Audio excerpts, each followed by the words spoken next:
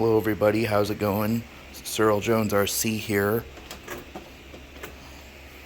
So here is my Arrma Felony.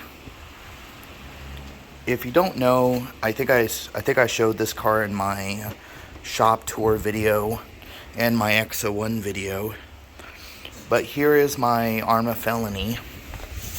Now the story of this car is I actually wanted one of these around the same time I wanted my XO1, and even considered one of these over an XO1, but of course I did the XO1 first, and then I did this car second. I bought this car on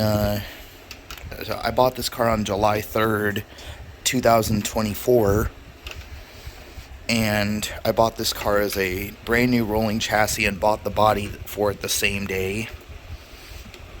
I had a couple of sets of these spare Hoons because my dad originally bought me Hoons for my XO1. That was before I switched back to the stock tires. Then I bought a new set of rears, which these are the same set of rears I've had here for almost a year. They're almost bald, and these tires have very little tread left on them. I mean, this is probably going to be a pretty short video because there isn't a whole lot that I've done to this car in the short time span that I've owned it. You know, I've only owned this car for almost a year now. Actually, I've owned this car exactly for a year now. The only real mods I've done to the exterior is some stickers and the twin turbo hood accessory kit in the intercooler on the front. And, you know, taking the body off,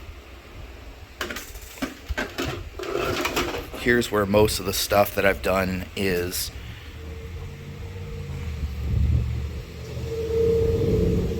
Sorry, just guy driving by with a truck. As you can see, the system, this is running a Hobbywing Max 6 V3 Gen 1 combo with the 4985 SL 1650 kV with the Max 6 G1 in it. This was the same combo I bought for my XO1 many years ago. And of course, I eventually upgraded that car.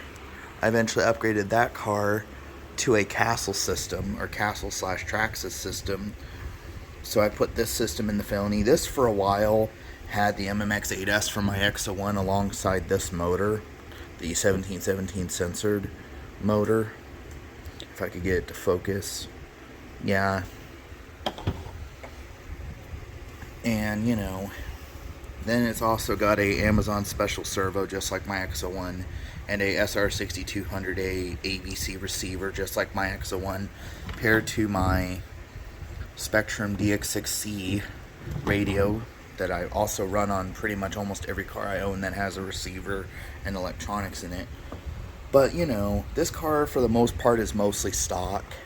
The only real things I've broken on it is this front splitter. As you can see, it's ripped a screw out. I am basically going to replace the underpiece that the splitter bolts to, as well as the splitter, because as you can see, the splitter is really, really worn. And it's running a 16-tooth pinion with the stock 46-tooth center diff. Yeah, it's running silver Hoons. That's another upgrade.